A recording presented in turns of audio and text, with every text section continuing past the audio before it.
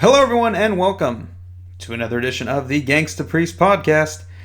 As always, I'm your host, Colby Metter, coming at you with another episode of the show. And today, finally, we are doing our third episode on our three-part series on The Office, which I had promised forever ago, and I'm finally just now getting around to. And I do apologize for the delay in production here. When I first started the show back off again, kind of kicking things off, it was right around when the coronavirus had started, and so things were a lot slower for me for work, and so I had a lot more free time on my hand.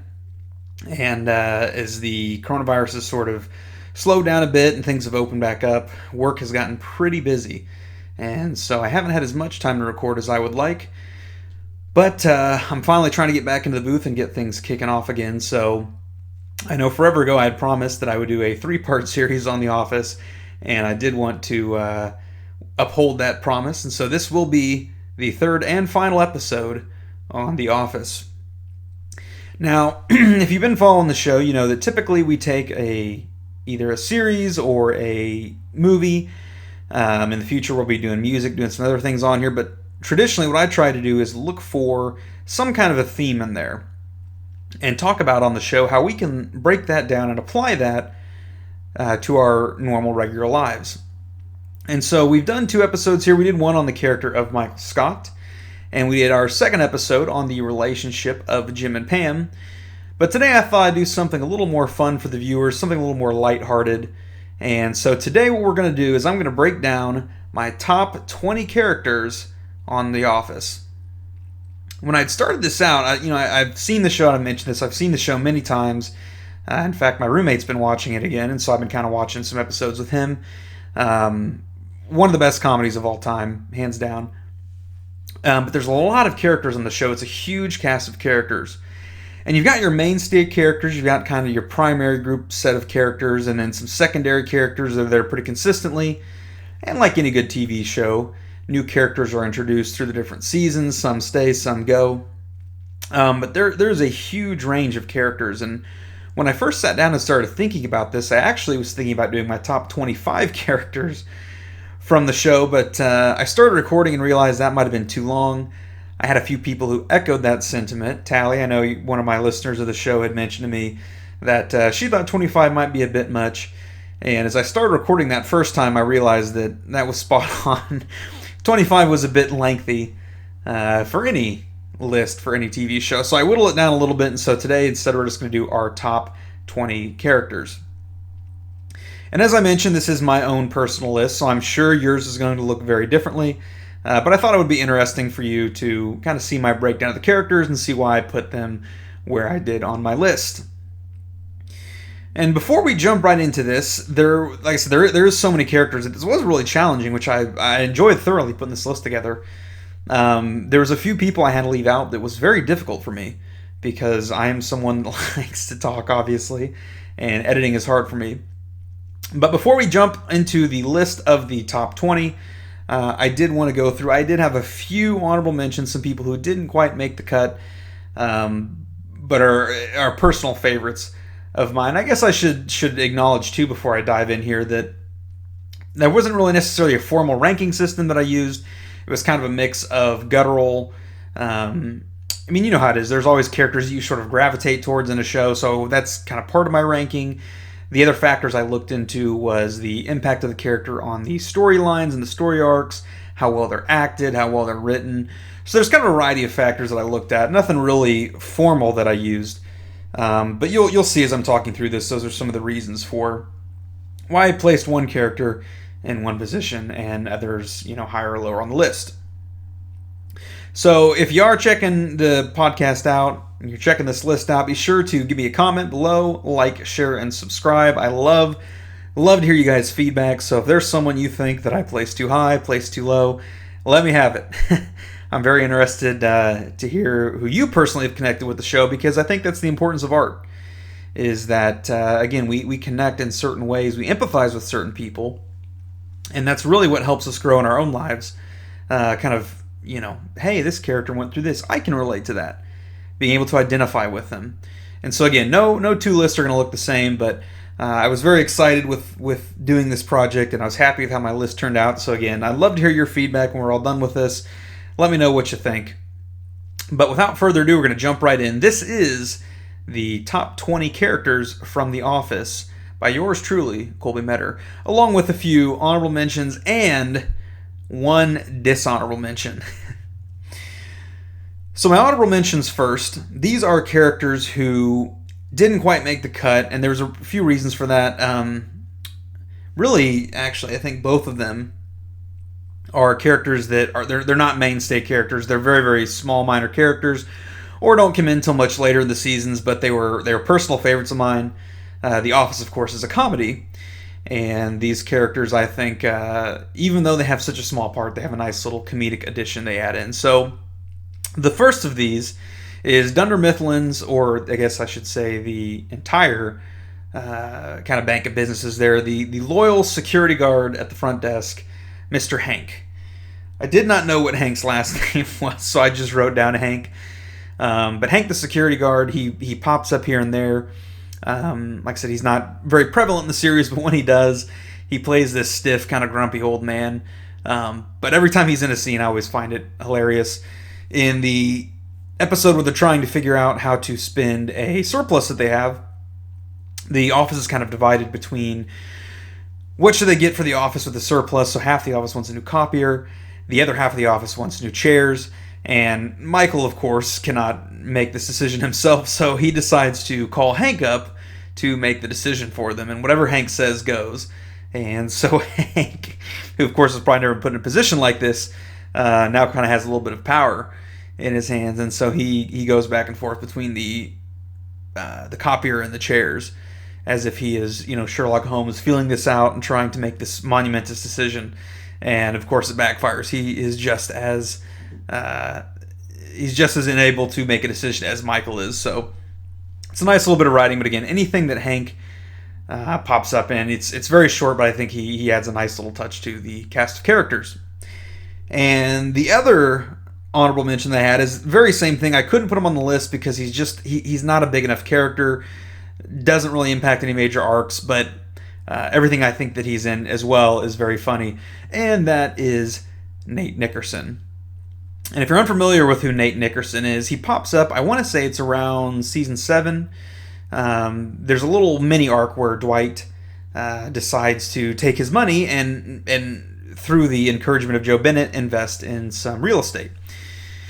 So Dwight is kind of shopping around, and he ends up making an investment in the business park where Dunder Mifflin / Shaber is located. And as a result of this, he needs some extra help maintaining this property. And so, of course, Dwight hires a right-hand man, and that happens to be Nate. And Nate is not the smartest tool in the shed.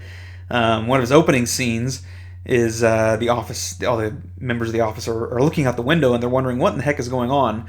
There is a man outside with an array of weapons in front of him, and Dwight informs everyone that it is his new associate, Nate, and there's a hornet's nest everyone's been complaining about that Dwight has ordered Nate to have removed. And so Dwight has given Nate several options for removing the hornet's nest, and I can't remember, I want to say he ends up going with the baseball bat. Don't quote me on that one, but he starts poking at this hornet's nest, and of course the hornets come out and start stinging him.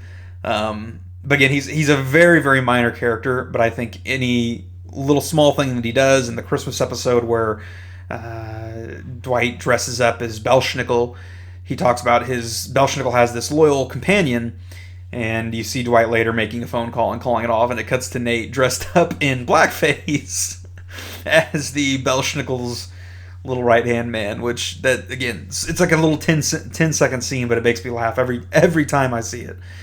So I couldn't justify putting him on the top 20, but he's just not big enough. But Nate Nickerson does have a special place in my heart.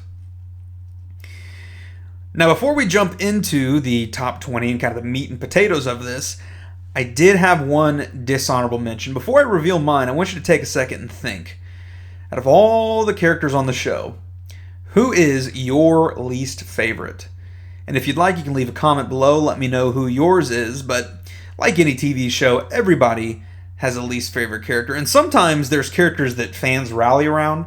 I just finished watching Breaking Bad not too long ago, and I know Skylar on the show is a character that most people who watch it are not a fan of. They find her very annoying. So often in shows there is kind of one or two characters that people can rally behind in terms of their dislike for them. But The Office, there's a couple I think that could be mentioned. But my personal choice would have to go to Nellie Bertram, who appears in the later seasons. Nellie is played by Catherine Tate. She's British, so she's a British actress. And one thing you'll find if you continue listening to the show, I'll probably mention this here and there, but and even in The Office, the original UK version, I am not the biggest fan, for the most part, of British comedy. British comedy tends to be, and if you watch the British show, you probably know what I'm talking about, but it's very long drawn out. So there's not really, like when you're framing a joke, there is the setup, and then there is the punchline, and then we get the laugh and we move on. And so American comedy is framed a very certain way. British comedy tends to be drawling, and what I mean by that is it's like sometimes like when you watch improv and you're trying to get to a point, but you're just talking because you don't know what to say, so you're talking to be talking. And you'll find this a lot with British comedy. They'll start going down this rabbit hole. And so like with Nellie Bertram's character, for example, she'll come in and she'll say something like, yes, I was running late today because I missed the alarm and there was 8 alarms that I had set, and I hit it the first time, hit the snooze, it rang again, hit it the second time, and then she just goes on this long conversation for 2 minutes that doesn't really go anywhere. And again, personally, I don't find that funny. So there's that aspect of it. Why I don't like her is because I just don't like British comedy, and I think she exhibits that in the show. And then the second is she's just so unlikable. The little arc that they have where she ends up coming in and manages to take Andy's job away from him, to me, and you've probably heard me say this in the show before as well, but comedy is meant to be an exaggeration, but when you have a show like The Office that's a mockumentary that's set up to be real, the farther away you stray from reality, the less funny it becomes and the more cringy it becomes. So you see this, I talked about this in the episode on Michael Scott, but on the podcast, I should say, the episode. But for example, there's an episode on The Office where Kevin is waiting to find out if he has skin cancer. And it just so happens to coincide with the same day that is Michael Scott's birthday. And so Michael finally hears that Kevin is waiting to get his skin cancer results back. And 99.9% of people in that situation would immediately stop thinking about their birthday and be like, oh my gosh, are you okay? I'm so sorry to hear this. And Michael is like the only person who is so self-centered that he's less concerned about Kevin's skin cancer and more concerned with his birthday being disrupted. And to me, that's an example of something that is just so far outside the realm of reality. Like, Michael does some stuff that's so far-fetched and it's believable, and that's what makes him funny. But when you get that far, it's so cringeworthy that it's really hard to like the character. And so that's the same thing I feel about with Nellie Bertram. She comes into the office and she just decides, well, hey, Andy's not around. So if I start sitting in Andy's office, then I'll become the new manager. And if I just believe it, then it's true. And I can start handing out raises and bonuses. And it ends up happening, and it's really, like I said, it's cringeworthy. It's not funny. It's not a good setup. And I just don't like her. There's very little that she does on the show that is enjoyable. And they try to salvage it later by making her this like sympathetic, oh, well, she had a bad relationship and she's trying to adopt a kid. And it does save face, I think, by season 8 or 9. She kind of dials it down a bit. But that whole first season where she is really featured is just awful. So, again, I'd like to hear your personal choice. You can leave a comment below. But you heard it here first. My least favorite character, the dishonorable mention, goes to Nellie Bertram.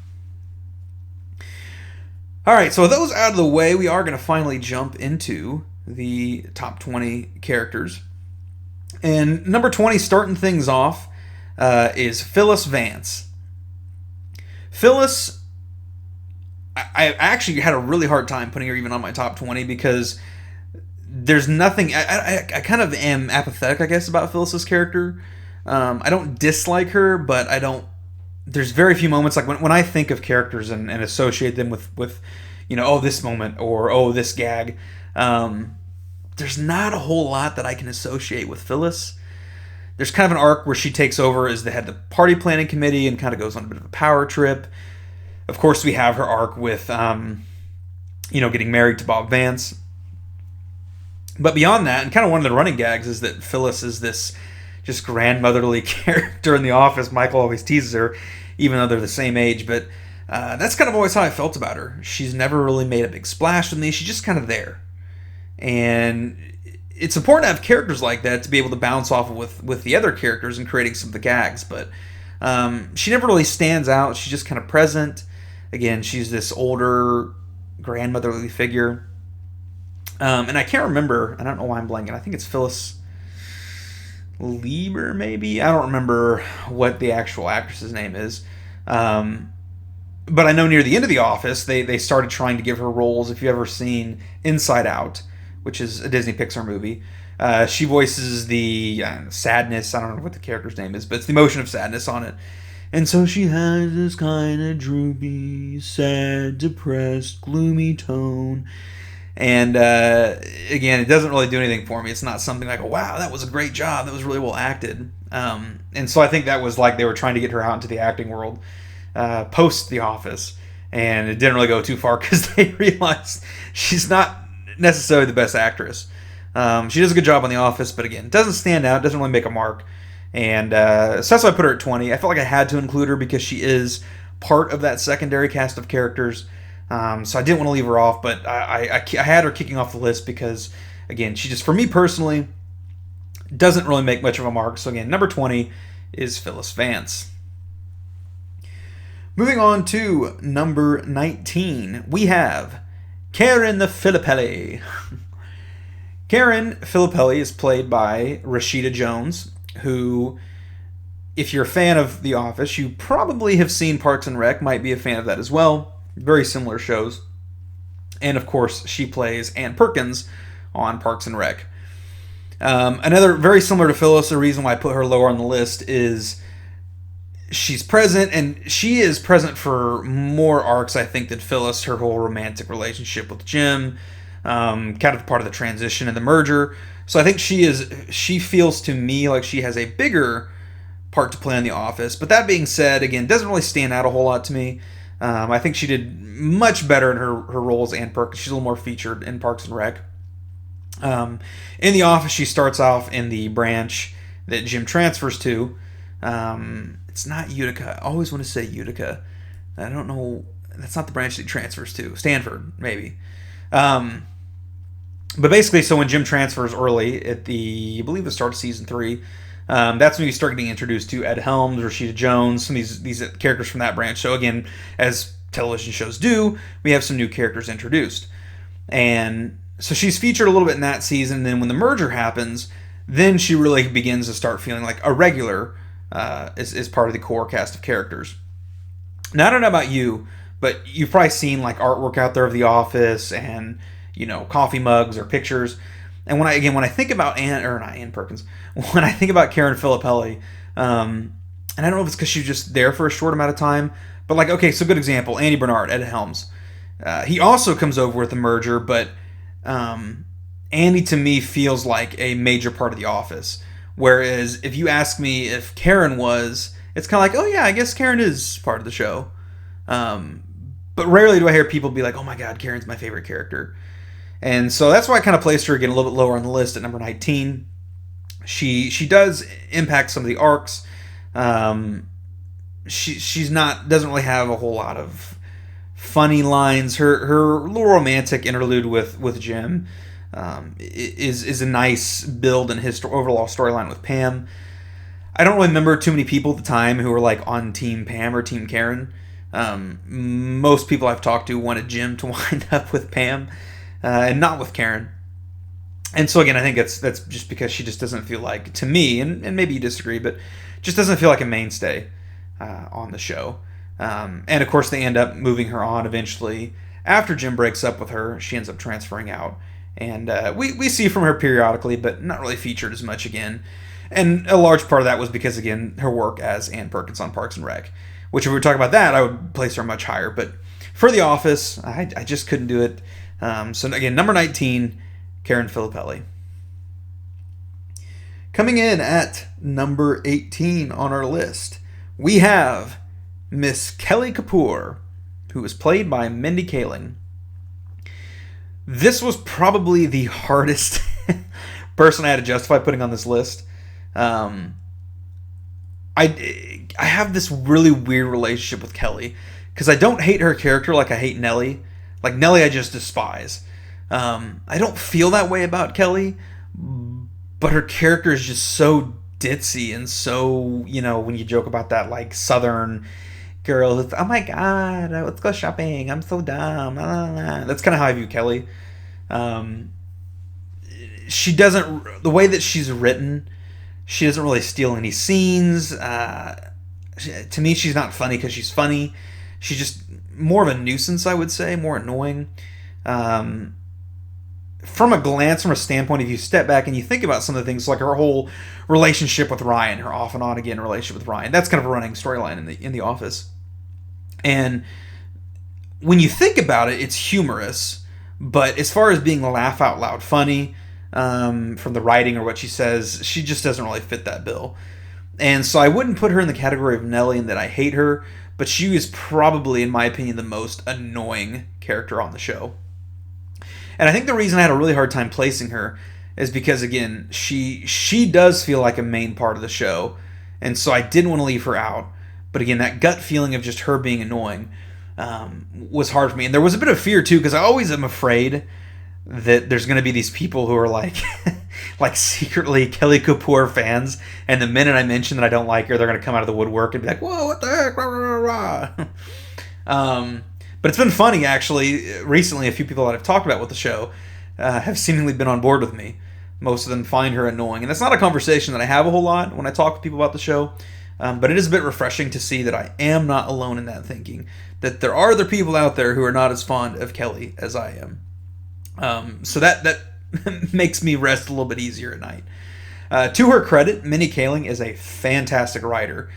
A lot of some of the best episodes on the series were written by Mindy Kaling, or produced by her. And so I think that behind the scenes, she is excellent at what she does. And I do not know if The Office would have had the success that it did if they did not have her intellect working behind the scenes. So that was partially to why I wanted to include her, because I think from a writing standpoint, Mindy Kaling is fantastic. But as far as the character goes, I hate to say it, Little Miss Sweet Kelly Kapoor is just less Little Miss Sweet and a little more annoying to me. So again, I had to put her on the list, couldn't put her too high. But number 18 is Kelly Kapoor. Coming in at number 17, maybe a bit of a surprise for some people that he made the list, but I did put at number 17 Mr. David Wallace, the CEO of Dunder Mifflin, and eventually he becomes the CEO again of, I guess not the CEO, but again, eventually buys back out Sabre and Dunder Mifflin. David Wallace is probably the most grounded character in the show. In a comedy, character traits are exaggerated. So, like someone like Angela, for example, she's supposed to be this kind of uptight Christian. Those traits are exaggerated because it makes her feel unique and gives you a broader range of characters. But David Wallace doesn't really have any quirks to him. He's pretty standard. He's pretty grounded. But the reason that that's necessary is because he's able to play, like, he gives Michael something to play off of very well. And he gives a sense of balance to the zaniness that is The Office sometimes. In all of Michael's schemes and all of Michael's, little goofy things that he does, David Wallace kind of comes in to keep things moving forward and to keep us kind of based in reality. He is a businessman, and so at times some of the things that he does can seem, I know in the episode on the deposition, they are kind of going through and talking about that Michael really wasn't considered for the role that Jan had been in, her job.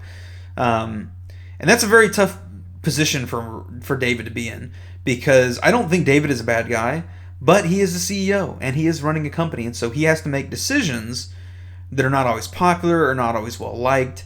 And so kind of unlike Michael, who wants to be friends with everybody, David's not outright mean to people, but he understands as a businessman, sometimes, again, you have to make decisions that are tough. And so because of that, we don't always find ourselves gravitating towards him, being like, oh my gosh, he's just this wonderful guy, I love him. But again, I think there's something to say about the importance of him as a character, because if we did not have him in that sense of authority, in that sense of a figure who is leading this company, I think it might lower the quality of the show. And so by having that corporate side, by having this grounded character, again, you're able to bounce off him in some of the scenes.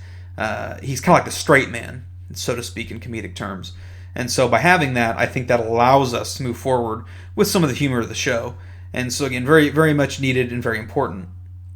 And I think he does an excellent job in portraying that role for the show. So not much more to say about him. I did want to include him on the list, but number 17 is Mr. David Wallace. Now, coming in next on our list, we have a character that, when you're putting lists like this together, and I mentioned this a little bit, you got to kind of check your bias at the door, which is very hard, because there's always certain characters that we gravitate towards, and like, for example, this character I could have easily put in my top 5 because I love them so much, but if I was being objective, I don't think anybody would objectively put this character in their top 5. And so that's why I put them a little bit lower, but still, to me, one of the best characters in the show, one of the best arcs on the show, and one of my personal favorites. And so coming in at number 16, we have Holly Flax. Holly Flax is the HR representative who ends up taking over for Toby when he leaves to decide to go to Costa Rica. And so we all know Michael's relationship with HR and how much he despises Toby. And so when Holly is introduced, at first, Michael does everything he can to try and get under her skin and to let her know, to set it up outright that he does not like HR and that, he views himself as making fun and them as ruining everything.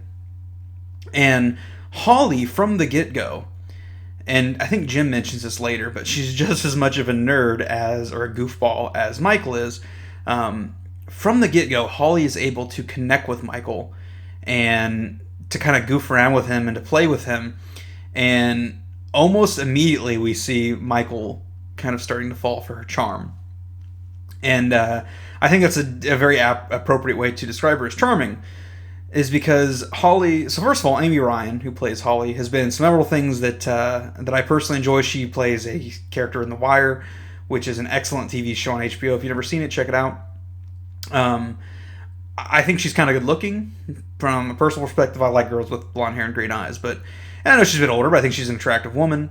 I think she is a very down-to-earth presence, but I personally like a woman who is goofy, because I'm goofy.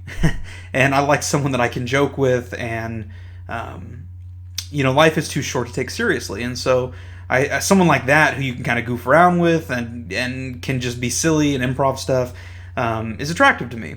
And so I think that's part of the reason why I like her.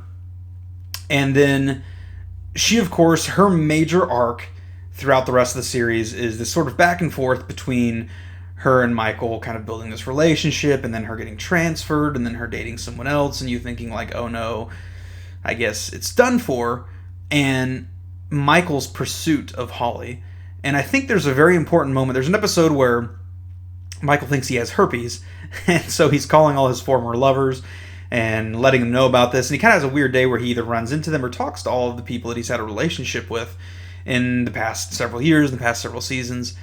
And Michael calls Holly up and he says something to her where he's like, I encountered most of them and I didn't feel a thing for any of them, but when I saw you, I had those strong feelings. And so Michael has this realization in the moment. I think this is very important in the world of dating. Sometimes we get infatuated with people because variety is the spice of life, right? And so we want new experiences, and we are dating new people to kind of find ourselves and to figure out what we like. And so when you kind of have that aha moment, and you finally find someone who, again, that those feelings don't go away, they're stuck within you, and you want to be with this person, and you like this person, you kind of realize there's more to it, which I think Michael does in that moment. That's a very powerful thing. And it gives you something to root for Michael, because we like Michael and we want to see Michael succeed, and we want Michael to be happy romantically. And so when he finally finds someone that he's worth pursuing, and then we get this payoff in the episode where Michael gets left at the gas station and goes missing, and Holly ends up being the one to find him on the roof, and Michael just breaks down and he says, "I missed you so much," and then they embrace and kiss. That's a powerful moment. And then when Michael proposes to her, and she's walking through, through the break room or the kitchen into the annex, and everyone say, "Oh, Holly, will you marry me? Oh, Holly, be mine." And she's turning them all down, and then when they open the room up, it's full of candles, and Michael gets down and proposes. I could watch that scene a million times, and I would bawl every single time, because it's this climax of Michael's pursuit. And again, we want Michael to be happy, and so when he finally finds something that makes him happy, and then of course in a relationship it takes two people, and so when she says yes to that and they find one another, it's just such a beautiful thing. And I don't think that moment would be possible if we didn't have someone. Again, Michael's had all these different people that he's dated throughout the course of the show, and Holly is the only one that I found myself rooting for, wanting Michael to be with. And again, to have that emotion in me shows just how well she acted her character and how well it was written. And so, again, I absolutely love Holly. I couldn't put her any higher just because, again, I don't think I would be being objective. But personally, I think she's one of the best characters on the show. And she's not there for a very long time, so I understand that too. Which is another reason why I kind of put her a bit lower. But I could not make a list without putting Holly on it. I love her that much. So, number 16 is the HR rep, Holly Flax. Coming in at number 15, we have another kind of mainstay character, another secondary, pretty big character, and that is Miss Meredith Palmer. I just did recently one of those things where you put up on Facebook, you're like, "Oh, leave a dot, and I'll tell you which Facebook character or which Office character you are." And there's a couple people who I marked down as Meredith. And Kate Flannery, who plays Meredith Palmer, I think has the best physical comedy in the series, hands down. Whether it's shaving her head bald, being hit by a car, having a bat in a bag put over her head. She's kind of tomboyish. She is, even though she says she's not an alcoholic, she's very rough around the edges, but she is very endearing in that. And, the scene where she goes out on the Lice episode with Pam afterward and they're singing "Girls Just Want to Have Fun" at the bar. Or, in all the different parties, she's always drinking and just the first one to let loose and have fun. And so I think despite how rough around the edges she is, her sort of tomboyish nature is what makes her enjoyable. I said to many people in doing that little, what character you remind me of, that Meredith is the kind of person I would not want to go into her house ever for any reason. But I would definitely go out and have a drink with her. I don't mean that in a romantic sense, but in a friendly sense. I think Meredith Palmer is a good time. And so I think that's why I enjoy her character. And again, physical comedy is hard.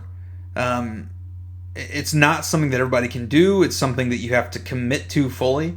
And I think if you go and look at all of her moments in the show, she is one of the best at presenting and portraying physical comedy. And again, as far as arcs go, Meredith never really gets her chance to shine the sun. She has a few episodes centered around her. There's the episode where they're discussing ethics, and you find out she's been sleeping with a supplier for discounts and steak coupons to Outback Steakhouse. But she doesn't really have a whole lot of things that revolve around her.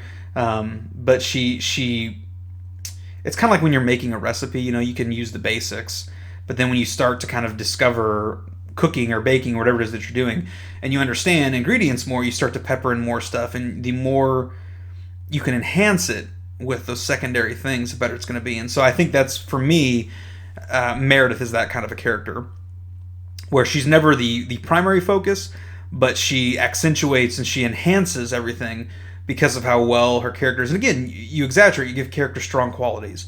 And so I think giving her this strong kind of tomboyish, smoke cigars, drinks, partier, kind of a rough woman, flashing herself. I love the Casual Fridays episode when she hikes her dress up. Meredith, where are your panties? It's casual day. She's the only one who would think that's okay and 100% mean it. But again, I think in a physical comedy standpoint, she cracks me up. And so Kate Flannery just kills at that. And so kudos to her. Not necessarily one of my favorite of the secondary characters, but a very strong impression on me. And so number 15, Meredith Palmer. Coming in at number 14, we have Mr. Daryl Philbin.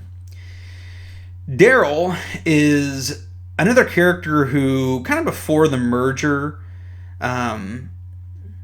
he's there, he's a warehouse worker, he's the head of the warehouse, Michael the office kind of have these interactions with him.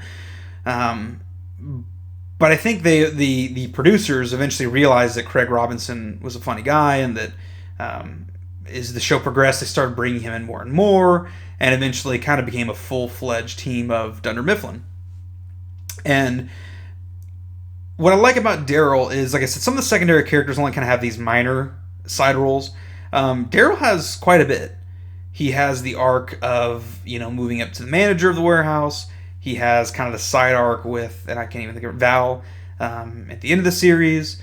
He has his little arc with Jim and trying to, move on and work with him in sports management.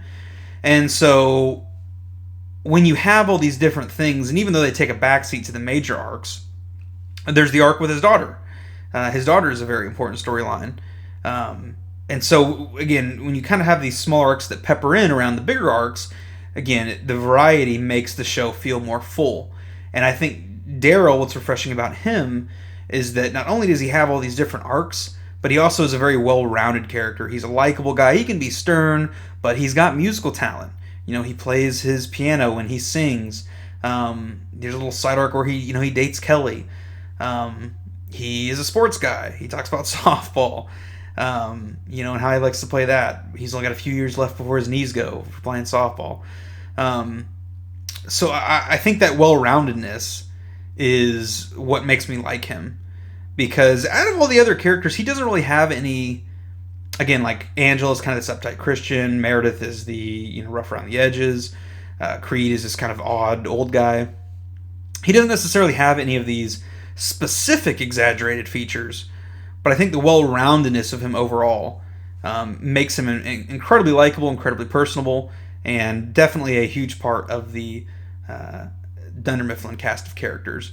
And really, I would say The Office. You've seen Craig Robinson and kind of some other stuff since then.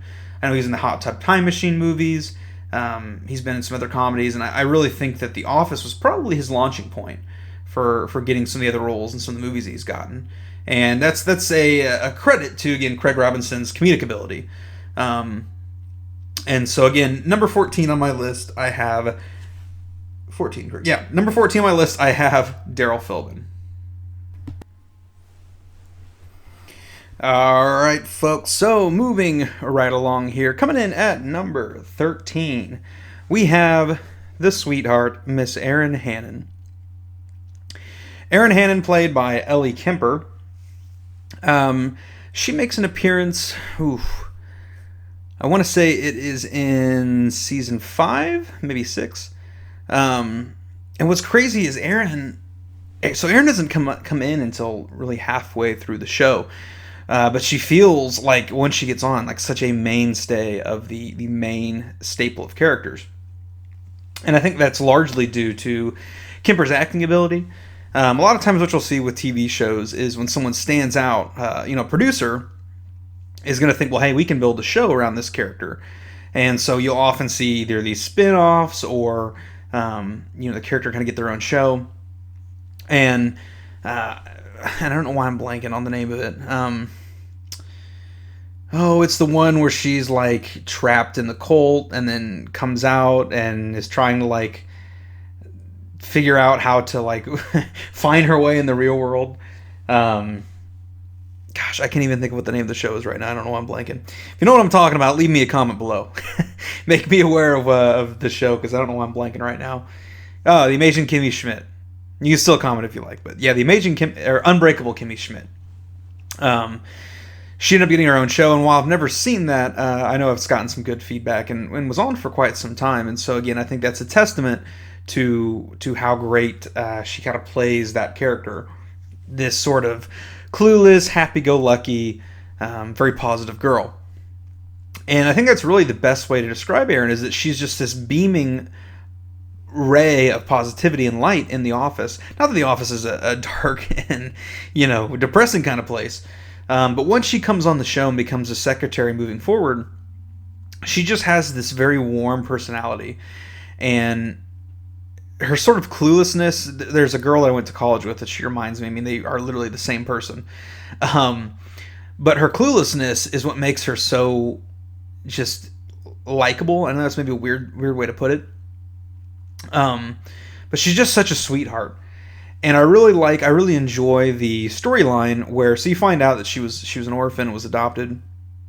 And so the storyline kind of where you start to see Michael kind of become her de facto father in the office, and that he's looking out for her and trying to give her advice here and there and take care of her.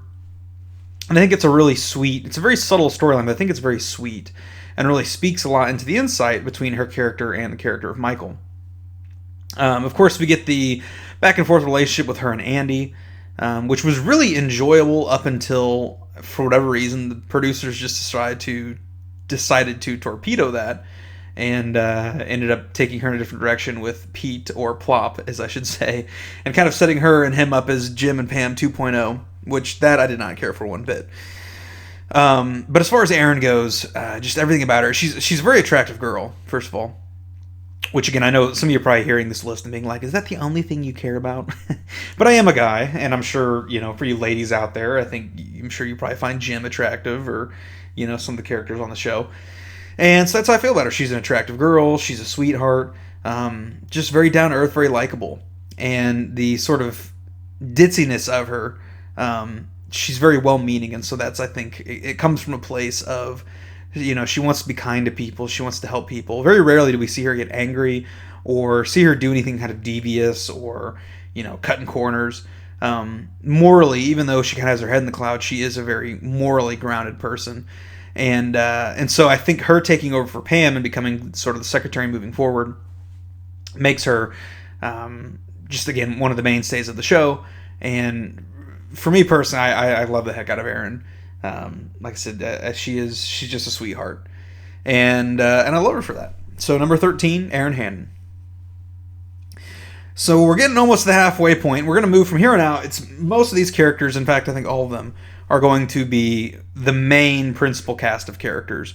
We're really getting in the meat and grind, or really getting into the meat and bones of the list here.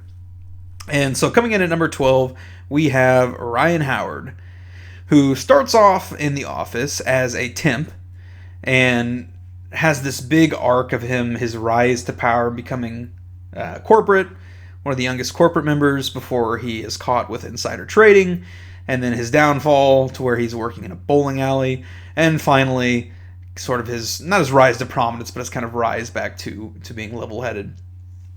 Now, Ryan's an interesting one because I think a lot of people that I've talked to are not the biggest fan of Ryan because, unlike Erin, he does not have the greatest moral integrity. He plays with Kelly's emotions. He, obviously his stuff with corporate. He's lazy sometimes. He's not the hardest worker. I think Ryan would be the poster child for a millennial, and maybe how people view us. I'm a millennial myself, so I say that with a little bit of self-degradation. But one thing that I do like is, so sometimes you get characters and they have this flaw or this trait that you really don't like, and good writing finds a way to sympathize with that, and so they kind of show in their past where that came from. Again, with Nellie, she is sort of this unlikable person, but then you find out she wants to adopt. Michael is this goofball, but you find out that he just really strongly wants to be loved and hasn't always gotten that. With Ryan, I think the great thing about him is that he's at this place where he's in his late 20s, kind of early 30s throughout the course of the show, and he's trying to find himself. And I think when you're in that state, there's a little bit of arrogance for all of us in our 20s where we think that the world just owes us something, right? And we want to succeed, but we think if we work hard enough, the world owes us that. And so that kind of impacts our character. And you find out later, Ryan is kind of a bit of a mama's boy. He lives with his parents, or in the whole Florida arc, he up and leaves. He wants to go back home. And so I think Ryan puts on this facade of, this wanting to be this successful guy. And he finally gets it when he gets that taste of corporate. But that power goes to his head and he abuses it poorly. And so I think you see this guy throughout the course of it who does really awful things, but I think is just trying to find himself. And that doesn't justify what he does. I'm not saying that either. But I think it makes it interesting. And again, when I was talking about David Wallace earlier, Ryan's another character who morally is a bit corrupt. But as far as like an odd or quirky trait, there's really not much odd or quirky about him. He's a pretty down-to-earth guy. And I think, again, that sort of grounded balance with not really having those exaggerated traits helps smooth out the entire picture of The Office. And so, again, in scenes where you're bouncing off of other characters or you're trying to set up something, I think his uniqueness really brings out the fullness of those scenes. And so I completely understand why there are people out there, because of his sort of moral bankruptcy, who aren't the biggest fan of Ryan, especially his treatment of Kelly. That's probably the big check against him, because Ryan's a bit of a playboy in that, and is definitely not fair to Kelly at all. But I think he represents people in their 20s not knowing what they want out of life and trying to find that. And I think sometimes when we pursue that, it can lead us to do stupid or flawed things. But as we get older, we mature in that, and Ryan's just not there yet. And so, on top of the fact that BJ Novak is also one of the lead producers and writers on the show, and again, just as I mentioned with Minnie Kaling, which is funny because they have the relationship on the show, but I don't know without him if the show would have the success that it did. And I think that's a testament to his intellect behind the scenes, his ability to write and direct and produce. And so for that reason, he doesn't quite crack the top 10 on my list, but I did feel like it was important to place him a little bit higher. He's been in since the beginning of the series, and for that reason, number 12, Ryan.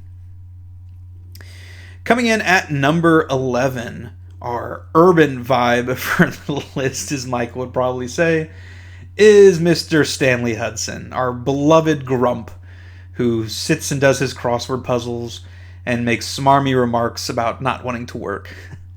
The ironic thing about Stanley is, even though he's this older guy and is perceived sometimes as lazy and a grump, I really think that Stanley is a hard worker. And he seems, he's very driven by money and driven by, how he can better his life. He's not really driven by loyalty to his company. But that being said, I think that honesty is refreshing. I think there's a lot of us that, if we were honest with ourselves, would do the same thing that he does, would try to get the promotion, would try to get a raise, would try to move up. But some of us don't have the courage, because again, he's viewed as a grump, so you got to kind of be willing to isolate some people for that pursuit of that. And but I think I think Stanley in that honesty is refreshing. Again, some people he's viewed as a grump, but I think it's a bit courageous to not really care what people think and be concerned mostly with yourself, and to understand that at the end of the day, life is a game, and your job is just part of that, and you got to kind of know how to play a little bit. But his sort of lack of caring attitude in the meetings, again, it's an honesty that I think most of us could probably find within ourselves, but we want to play the game, so we put on the face, and we kiss the boss's butt, and we don't, we act all happy and stuff about these meetings. Stanley's one of the few guys that wears his heart on his sleeve, and even though he's viewed as a grump for it brings about some funny moments. When you look at characters and their motivation and kind of what they're pursuing, that is often what sets up the comedy in scenes. And so for Stanley being so driven, I apologize if you're hearing those buzzes in the background. My phone is going off like crazy. Work texts. But I think that honesty with his character in not really caring so much about the facetious things about the job is what makes him so funny. And there's probably, so if you've never done this, you can go on YouTube and find these, but there are bloopers, of course, for every season. And there is a blooper out there where in one of the scenes, I don't remember what it is, Michael says something and he's like, do you know what this means? Or, blah, blah, blah. And Stanley's like, we get to go home early today. But in the blooper, it comes up out of left field. He just says it with this enthusiasm that is expected of Stanley, but over the top. And so it's hilarious, and it makes the entire cast just die laughing. So you'll have to watch. I don't know what season of bloopers that's in, but I know every time I watch that blooper, it cracks me up. And again, I think that's a testament to how well the character is portrayed. I love in the Florida arc that he's driving around in fancy cars and drinking rum, and Jim asks, what's this about? He's like, I'm a pirate. So I think Stanley gets it. I think he gets a little bit that there's more to life than work, and that you have to work hard to provide the things that you want. And, you don't have to like it while you do it, but, it's how the world works. And so, again, number 11, Stanley Hudson. And so here we are, folks, finally, our top 10 characters. So these are, in the entirety, and there are 50 or 60 characters, so I mean, maybe more, on The Office. These are the top 10 characters. And you might be surprised, I think the top, 3 won't be too surprising as to how they come in. But the positioning of some of the other ones, if there's someone you haven't heard on the list yet, they'll probably be on here. Most of the main characters didn't get, I don't think anybody got really left off. But here we go. Starting off at number 10 is Oscar Martinez. Now, Oscar, I have sort of a guilty pleasure of liking Oscar, if that makes sense. When people ask you, I mentioned earlier, there's always someone in your head you think like, well, this is who I am on The Office. This is the character that I would be. And in my head, I always think I most closely associate with Michael. I've had a few people who tell me that I remind them of Andy because he's kind of, over the top and singing and all that stuff. So I can get that a little bit. But I wouldn't like this comparison being made, but it's funny because I do think in some ways I can relate to Oscar. Oscar, of course, is one of the group of accountants in The Office. And Oscar is probably, in The Office, one of the smartest individuals in terms of being well-rounded, of knowing a lot of different things, of being very capable. There's a few times he helps Michael out of situations, or other characters come to him for advice. In fact, there's an entire episode dedicated to the showdown that sort of happens between Michael and Oscar in terms of the battle of wits. And I can't remember what they say. I think actually is the word that they use, but there's this word that that Oscar always says. He'll sort of interject himself into conversations. Someone will say something that is perhaps incorrect, and Oscar will say, actually, and then give them the true advice, or the true fact of the situation. Which I find funny because I consider myself a very smart and capable person, and I maybe don't go that far to correct people, but I definitely know that I am someone who, when something is said that is wrong, or when something is said that sort of attacks my intellect, it kind of makes me angry, which is definitely an ego thing. I remember one time I was with some friends, and someone made some comment. One of the friends in the group had a master's degree, and so someone was like, well, of course you've got the master's degree. You're the smartest person in the room. And in the back of my head, I kind of rolled my eyes. Not that this person isn't very smart. I don't mean that at all. But it felt like a personal attack on me, who I consider myself, again, not just smart in one area, but in a lot of different areas: economics, politics, philosophy, religion, so on and so forth. And so I could imagine Oscar doing the same thing in that situation. And so I can kind of connect with him on that. Of course, Oscar has the big storyline of coming out, of being homosexual, which honestly, in that time period, when you look at movies and shows nowadays, it's very forced. This sort of forced diversity that we have, like, well, we have to have a gay character, we have to have a black character, or this or that. And what's so refreshing about Oscar is when he comes out, and when it's known that he's gay. They don't force it on you. They don't make it this weird thing. It's funny, and then it just goes away. It's just a natural thing about Oscar, and it doesn't feel forced upon you. And so that, to me, is the way to do it. If you want to have a character who's gay, that's not the issue. That's part of our world today. There are people out there that are all sorts of different walks of life, but you got to do it in a way that feels natural, and that doesn't feel like it's insulting to the audience, like, pushing an agenda. And when that episode came out, that's one of the few examples I can think of a way that it was done just perfectly. Not rammed down your throat, just, matter of fact, this character's gay, okay, let's move on. And, it comes back and they tease Oscar about it, but Oscar never gets super upset about it or angry, or makes this weird situation out of it. It just is. And it plays off of the other characters, but I think it's just done perfectly. And so, I love Oscar. He's smart, but he's not odd. He's just maybe socially not always the most, he's not like this outgoing guy that's going to go out of his way to say hello to everyone in the office and make friends with everybody. But I love Oscar. And so that's why he comes in at number 10 on the list. Moving along to number 9. Now, 9 might be a surprise for some of you, because this character was this is probably one of the harder characters for me to position on this list, because at face value, and again, that guttural instinct, you like this character, you cheer and root for this character, but then upon second, third, fourth viewings of The Office, there are moments where I am not the biggest fan of this character. I think this character can be, a bit of a pushover, and that the character I'm talking about, coming in at number 9, is Pam Beesly, eventually Pam Halpert.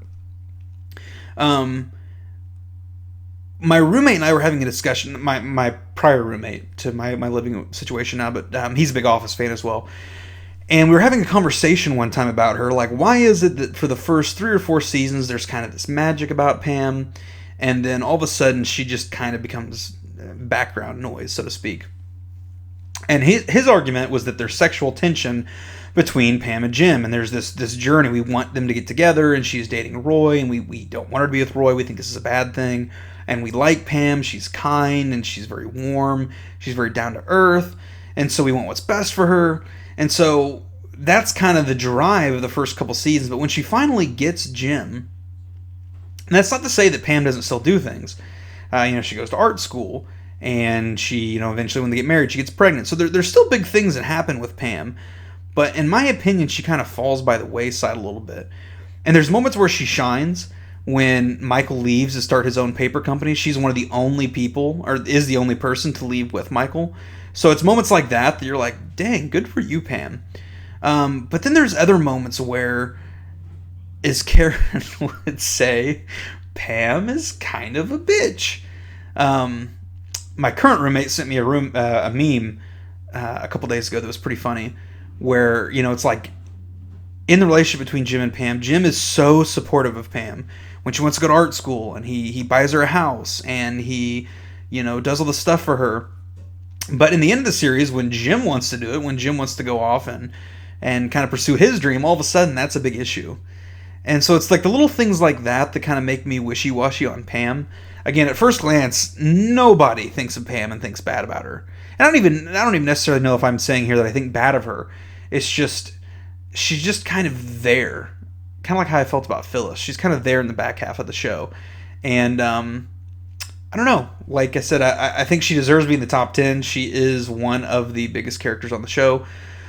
But in terms of likability, after that 4th or 5th season, she just kind of peters out for me and doesn't really do a whole lot.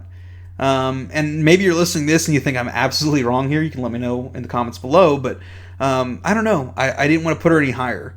And so, again, it was really hard kind of positioning her on this list. But ultimately, I decided to put her at number 9. So number 9 is Pam Beesly. Coming in at number 8 was a character that was another one that I was surprised that I put this high on the list, is Andy Bernard, Mr. Ed Helms himself. Andy is probably one of the spiffiest dressers in The Office. He loves to sing. He loves to act. Of course, we know he's a character. He has a bit of an anger problem. He has his whole arc with Angela and with pursuing her, and then of course with Aaron. And Andy is probably, for me, the one character that comes and goes in waves. I like him, and then I don't like him, then I like him again, then I don't like him. And I think that's largely due to, so Ed Helms, if you've seen anything, The Hangover, or he voiced the Once Thorn the Lorax, Ed Helms tends to play the same character in almost everything he's in.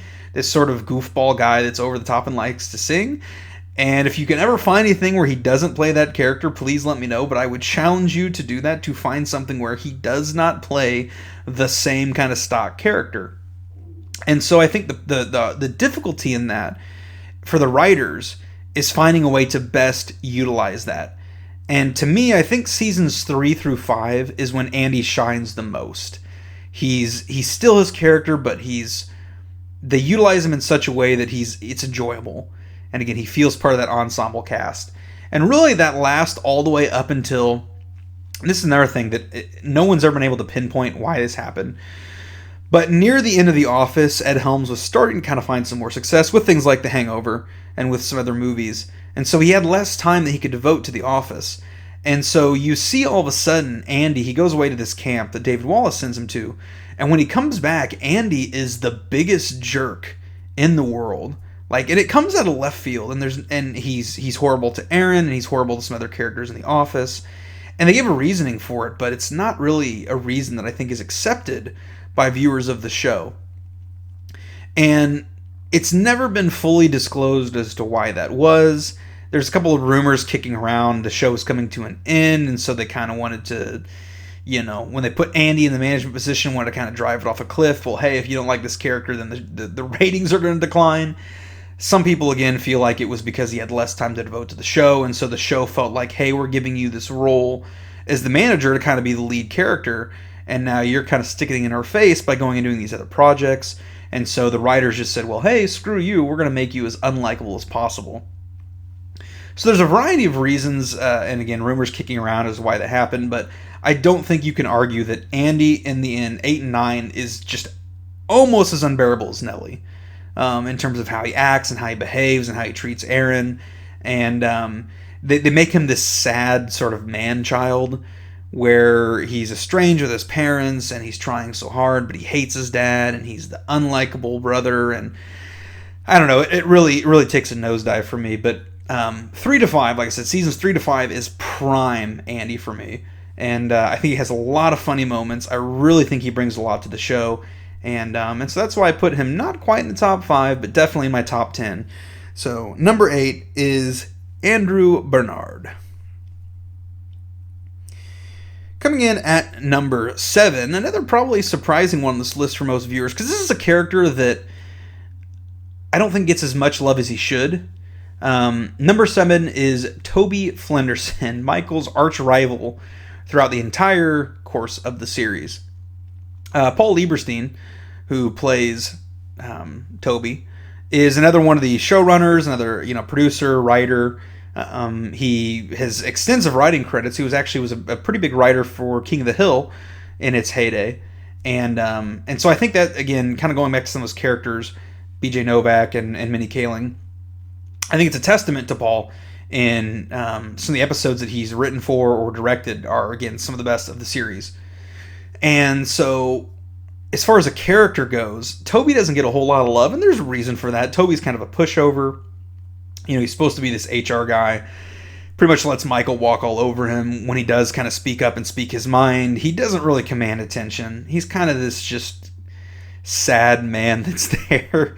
He tries to leave to go to Costa Rica, and that, of course, fails. But that is the humor of Toby. I think there's this point we reach in life where you start getting into the grind of work, and you kind of realize that his life kind of takes this day-to-day, mundane, sort of challenge. That really is the essence of Toby, is the dreariness, the drudgery that is the office in human form. And of course, which is why Michael hates him so much, which is their back and forth is one of the funniest things on the show. But I think he acts that so well.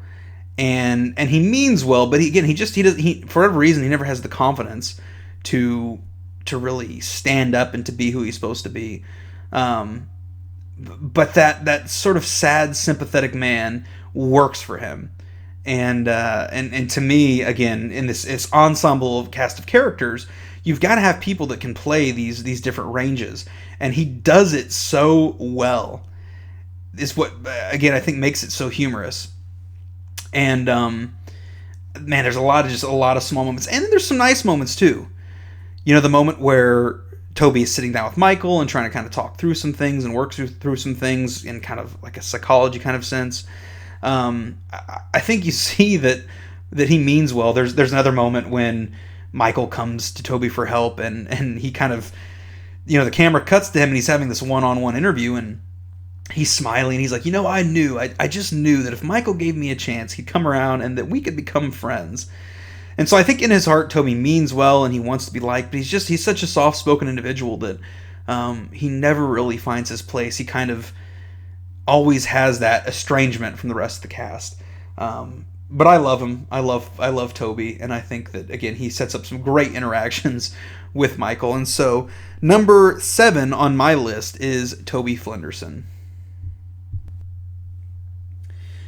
Now, I've said there's probably a few characters on this list, like the positioning of them, where people are going to disagree. I mean, that's just anytime you do a list like this. There's some that I know maybe would, in a general sense of the audience, would be a bit like, oh my gosh, you put him that high or that low. This next one is probably the one that might get me the most flack, and I don't care. She is number 6 on my list because I absolutely love her, and that is Angela Martin. And yes, I'm even surprised myself that I put her this high. Angela, so played by Angela Kinsey, on the show, of course, is this tight-assed little, she is the stereotypical legalistic Christian.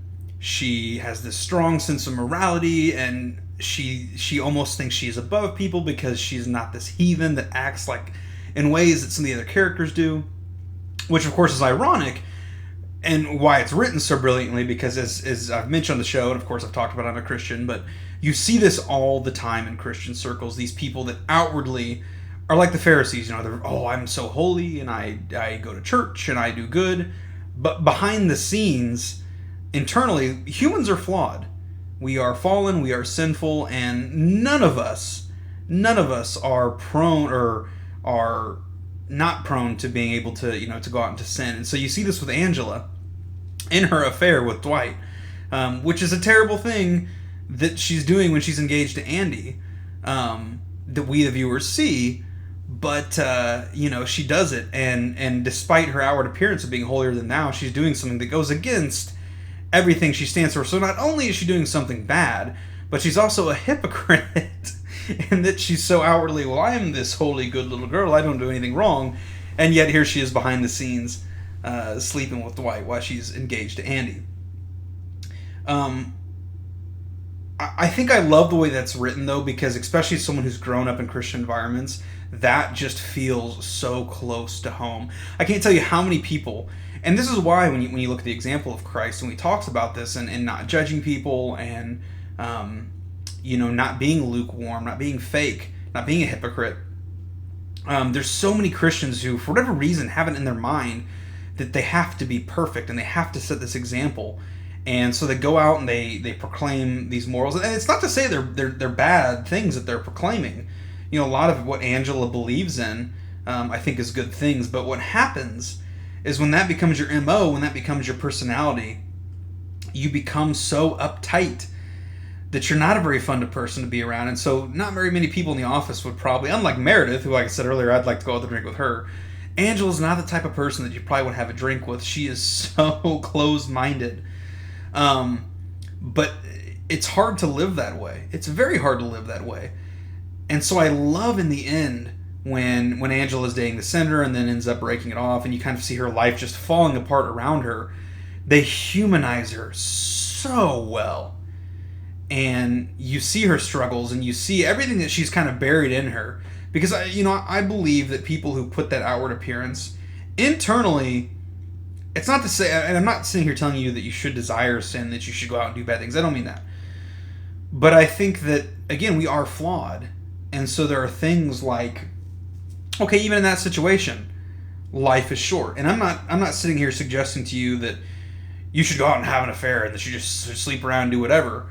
But like, we know morality wise, okay, we shouldn't commit adultery, we should be faithful to, our spouse, whatever. But emotionally, we are emotional creatures, and sometimes you find someone that you're fawning over, that you can't stop thinking about, or that you want to be with. And that's when we talk about gray characters, that to me isn't that gray, because I'm trying to make another example. Maybe it's like a parent. When you find out, like, the rule in your household is, no alcohol before you're 21. And then you find out that your kid has been drinking. Right? So as a parent, I don't know if laying the hammer on them and punishing them is necessarily the best course of action. But it's also not to just say, oh, okay, whatever, go out and do what you want. There's this very weird line we have to find between having compassion and mercy, but also having accountability and sticking to our guns. And I think you see that breakdown in her in the last couple seasons. And she gets humanized so much more. This ongoing struggle that all of us have, the desire to do good, but also the struggle of our emotions and dealing with these things. And again, I think that you don't get to that moment unless you've developed this character and written it so well. And what's hilarious is, if you've ever heard, I know, I don't know why I'm blanking right now, who plays Pam Beesly. I have been blanking all day. Her and Angela Kinsey, who plays Angela Martin, do a podcast together.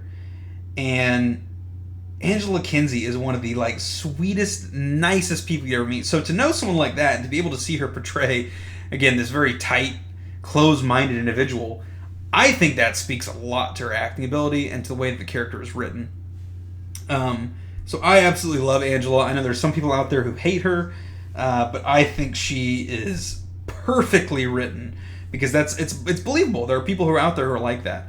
And again, it's just another one of those flavors that without her, I don't know if The Office would be as good as what it was. So for me, I love Angela personally, and so I put her at number 6 on my list. So here we are at the top 5, and kicking off our top 5, the character I put in the 5 spot. Now I want you to take a second here and just think in your mind, who on the show has the best one-liners? Take a second to think about that, and then I'll give my answer. But that's who I put in the 5 spot. This character is, honestly, I don't think is involved in any major arcs. He's got a few, episodes kind of about him, but he's really just kind of in behind the scenes for the most part. But he has, hands down, the best one-liners in the show. And if you probably know who I'm talking about by now, but that is Creed Bratton. What's hilarious about Creed, so when Creed first was on the show in the first couple seasons, he was never meant to be a mainstay character. He was meant to kind of be this one-off character, just kind of there. And the way that he delivers his one-liners with such sincerity, and they're so off the wall and out there, I think they realized there was some magic there with him. And so they kept him on the show, and by God, I'm glad they did, because Creed, whether it's talking about being both a leader and a follower in a cult, or talking about that he might have had sex with men in the mud, it's kind of hard to tell. A few guys could have slipped in there. Or talking about his job with Quabity Assurance, or having 4 toes. Creed, hands down, has the best one-liners in the show, and that's really all I have to say about him. Comedy is such a huge part of my life, and obviously The Office is a comedy, and so I think when you have someone who is just brilliant, gosh, I gotta give my props to him. And I think Creed, every time he's on screen, if you look at the amount of time he's on screen versus how much I laugh, he would probably be the highest rated character, because Creed's not, again, he's not involved really in many major plot lines, and you don't really see a whole lot of interactions with him and other characters. Most of the time he's in scenes, it's just him talking to the camera. But every single time, and I would challenge you, if you go and find 10 of Creed's one-liners, 9 of them are probably going to make you laugh. And that's just a testament to, again, his ability to portray that, and to the writing. I don't know if it's because he's an old man and that makes it funny, some of what he says, or just because he's so off the wall out there.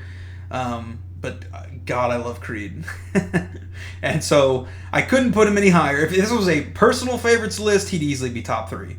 So I had to be a little bit objective because he's not as big as some of the other characters. But in terms of pure likability and funniness, I think Creed is one of the funniest characters on The Office.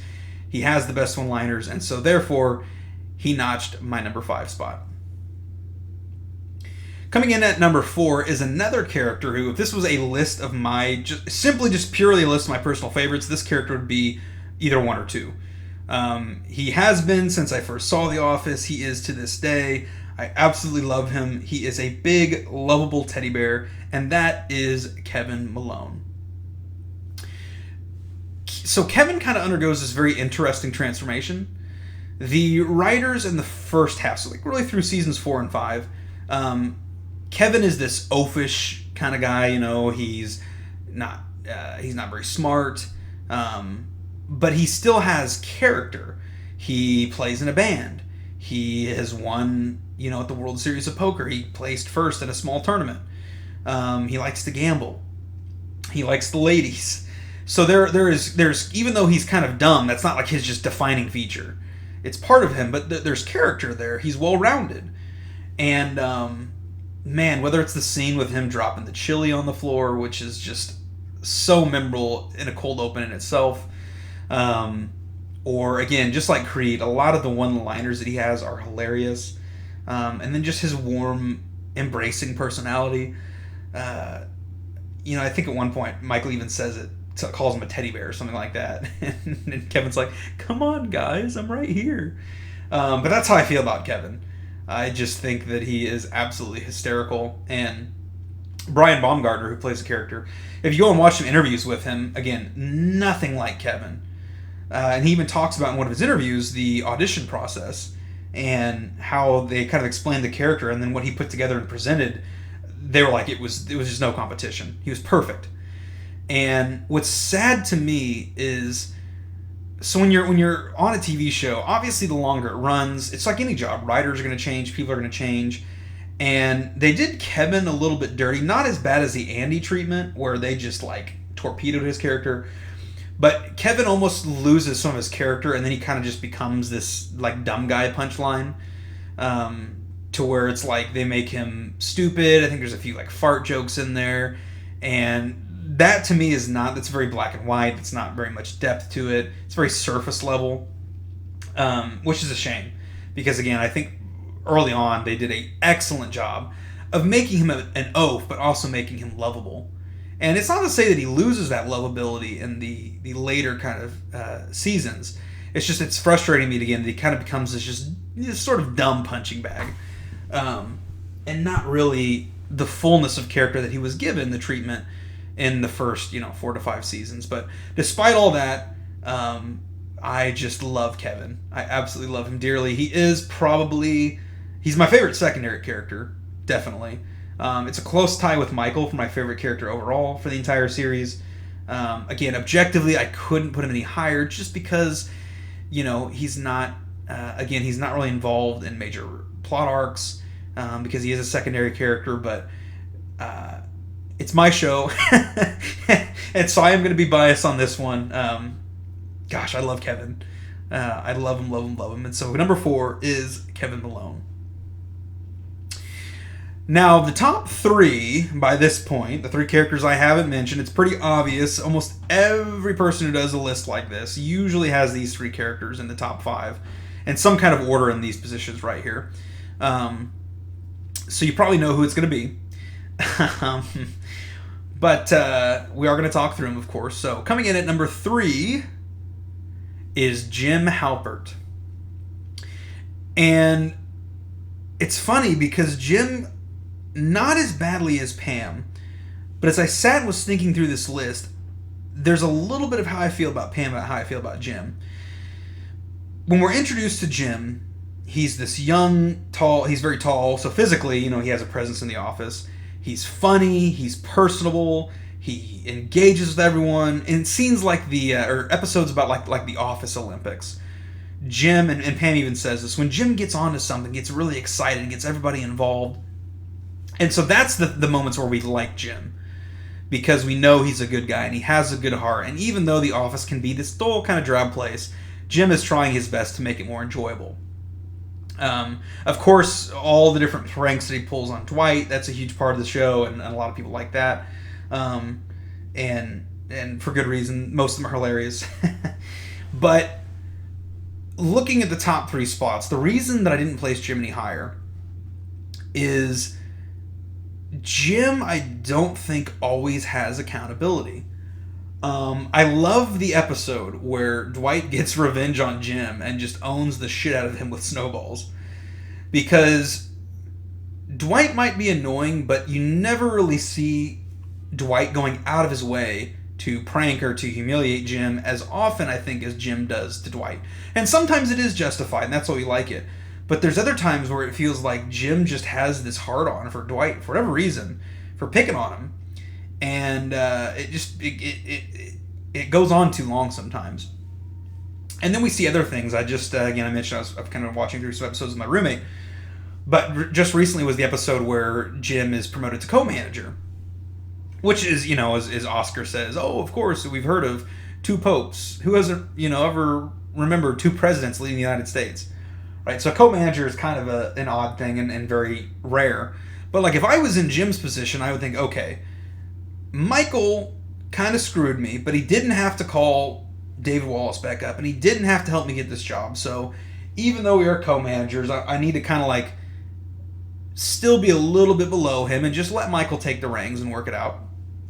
But like from day one, Jim has in his head that he's a manager now, and so what he says goes. He has just as much leverage as Michael.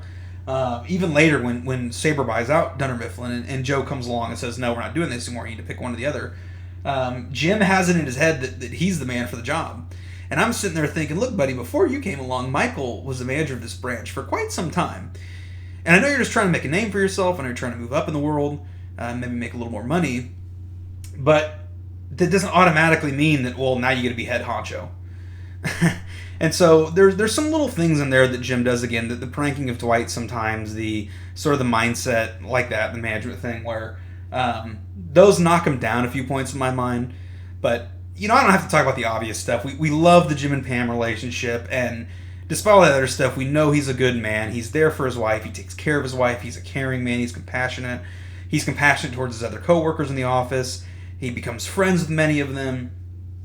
He fights for what he believes in. And so overall, even though there's those few little check marks against him, which is why I couldn't jump him above the other 2 characters, Jim is one of the most liked characters on the show, and so therefore came in at number 3. Coming in at number 2 is the counterpart to Jim's antics, and that is Dwight Schrute. Rainn Wilson is just fantastic. Just absolutely fantastic. If there was no Dwight, I don't know if there would be an Office. He portrays that, not even ass-kissing, but just so, like, he's like the opposite of Stanley, where Stanley, like, seems to, like, not care about his work. Dwight is over the top loyal to the company.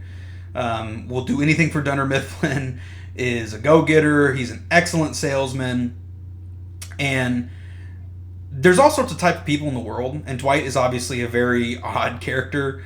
He's very nerdy, he is into a lot of different things, but I think that makes him awesome.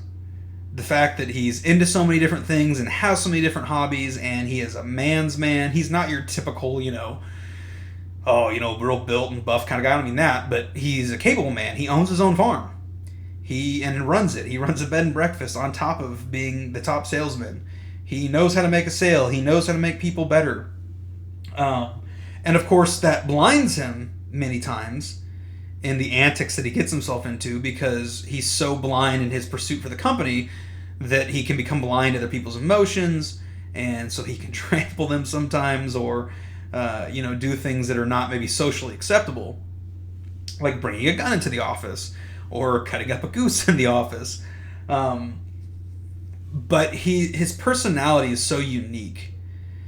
And again, unlike Jim, yes, Dwight has it out for Jim sometimes and tries to go to Michael to sort of circumvent some of these things. But rarely does Dwight go out to like wish harm upon Jim, if that makes sense. And maybe I'm wrong on that. You can correct me if you can think of examples where you think he is. You can tell me. But I think Dwight's obsessed with himself and the company, and that can lead to shortcomings with other characters. But I don't think that Dwight is always out to gather people, and that's why I've always kind of separated him and Jim. I like people that are more concerned with their own work and not. Again, whereas Jim is, and that's not to say that Jim isn't a hard worker, but whereas Jim is sometimes more concerned with pranking Dwight. Dwight wakes up every day and comes in his work and is focused on making sales. He's not at work to play, he's at work to work. And so I think that, to me, gives him a little bit more respect points than I would give Jim. The romantic arc with Angela is excellent. Doesn't take a seat in the spotlight like Jim and Pam's does. But we know that Dwight, being a goofy kind of guy, is probably not very likely to have a whole lot of luck with the ladies. But when we finally see him get what he wants, just like with Michael and Holly or with Jim and Pam, their wedding, I think, even though seasons 8 and 9 were kind of rough, their wedding was a bright spot in that. And was an excellent, excellent episode. Or series of episodes. And I love him. I think, again, Rainn Wilson just does an excellent job. I do not know if there was no Dwight, if there would be an Office. Or if The Office would have the success that it did. And so, again, my number 2 spot goes to Dwight Schrute.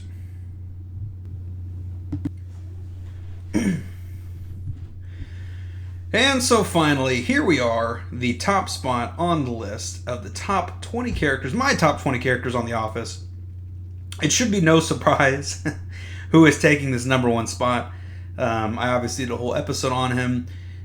Even more so than Dwight. If there was not this character, there would not be the success of The Office. I think it was well earned through years of studying at the Second City, of understanding improv, and of course, post The Office, he has gone on to be in so many different movies, so many different projects, and has just killed all of them. That, of course, is Michael Gary Scott, played by Steve Carell.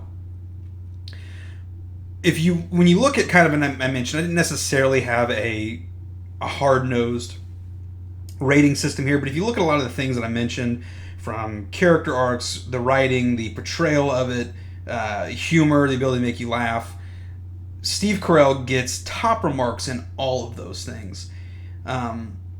Obviously, so as someone who's been an actor, who's been a part of shows, one of the difficult tasks for casting and for producers and directors is to find actors who are going to play those lead roles, because those are the ones that are carrying the show. I remember as part of a show one time, there was a guy that was selected for one of the top roles who had never acted before. And I personally just thought it was awful. I mean, he couldn't act his way out of a cardboard bag. He stumbled over his lines. We were in a live show one night, and he completely messed up and had never been in that position before, so didn't know how to kind of improv his way back on track. Those are all things that just don't happen overnight. To get to a point where you can carry a show as successfully as The Office was, and to be a leader in ratings, you have to have someone that has put in years of work and dedication to their craft. And that absolutely can be said about Steve Carell. Everything he's done, whether it was The Office or being on Anchorman or even being in dramatic shows or movies like The Secret Life of Walter Mitty. He's been in some Oscar-nominated movies recently. Carell just absolutely gets it. And his range, I think, a lot of the little, if you're watching the captions, it might say Michael snorts or guffaws or, a lot of those little, filler noises that he does or deadpan emotions. Again, that all took years and years of work to be able to do what he can do. And, it's no secret that when Carell finally left the show, it definitely declined in ratings. It was still good and bearable. It was definitely not the same quality as when Michael was the ringleader. And that takes a lot out of you. It's very, very hard being able to keep up with that level of performance, not just for one season, but for year after year, and to do it so well. And correct me if I'm wrong, but no other character on The Office is able to bear that, would be able to bear the brunt. I think that Michael did. When they have kind of thing where they're going through different managers and they kind of have some different people to try it in. You've, of course, got Robert California and Annie Bernard and D'Angelo Vickers. Will Ferrell makes a little cameo. No one has that comedic genius or energy or timing that Carell does as Michael Scott. And I think if you were to look at all across the board, even of like TV comedies, he would be right up there on top 10 list in some of those top spots for most memorable characters, for best performed characters. I just, there's not really much for me to say here because there's not much of an argument. He is the number one character on the show, in my humble opinion, and I absolutely love him. Honestly, if it weren't for him, I don't know if I would have watched the show as many times as I have. Every time you watch it, you see something new in his performance, and the way that he's able to pull performances out of characters and scenes and to get the most out of people, again, it's just a testament to how great of an actor he is, how well the character is written, and almost every major storyline he's involved in, just the payoff is so good. And so again, I could sit here and talk about it for a long, long time, but I already have an episode on it. If you haven't checked that one out, it's a couple episodes ago. You can go back and check out the episode that I did on the character of Michael Scott, but there's really not anything else for me to say. He is number one in my book, and I love him.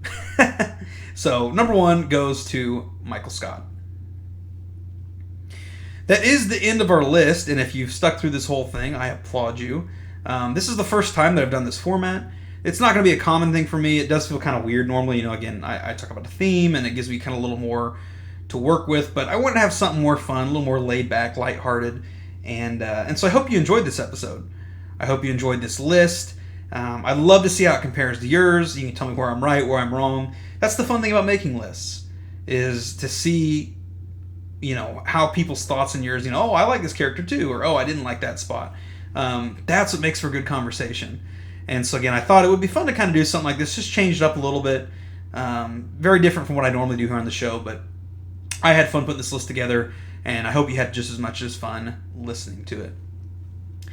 That being said, that is going to wrap it up for today, and believe it or not, it is finally my last episode on The Office. If you like me doing a TV show, and if you like the 3-episode format, you think maybe I should, put it down to 2 episodes. If I should do more episodes, let me know in the comments below, because I do have on the docket moving forward. Primarily, we focus on films here on the show, but there's plenty other Breaking Bad, Game of Thrones, Always Sunny in Philadelphia, Trailer Park Boys. There's a lot of shows out there that I love, and I would love to do kind of a similar format with what I've done here with The Office. So if you enjoy that, if you're someone who likes TV and you want to hear more of that, again, please let me know, because I'm constantly growing in this thing. I'm trying to get better for you, the viewer, and I want to find things that work. So if you like this, if you think this list worked, again, give me a shout out, and we'll probably see some more of these in the future. As always, be sure to like, share, and subscribe. We are beginning to get into producing episodes again. I am currently looking on getting some more guests for the show. So if you are a viewer or a listener and you would like to be a guest on the GangstaPriest podcast, please reach out to me. It's a very simple process in finding a movie. I will walk you through everything. If your fear is talking, do not worry. I can get a performance out of you, trust me. I greatly enjoy the few guest spots that I've done so far. We have, so far, I think this is episode 8 or 9, so we have a lot of content already. We're going to keep producing more. But please keep giving me your feedback, your criticisms, and as we continue to spread this podcast, I hope it will reach more people, and I hope it will bring more people closer into the films and the movies and the art that we love. That being said, this is going to wrap it up for us today. I'm not sure for a bumper for my next episode. I was going to try to do one for Friday. I might have to wait till Monday. I'm not sure which movie I'm going to do yet. I've been kind of kicking around a few ideas. So I don't have a bumper on that yet, but we will have something out by next week. So be sure to tune in and check that episode out. As always, thank you for checking the show out. And until next time, this is Colby Metter with the GangstaPriest podcast. We'll see you then.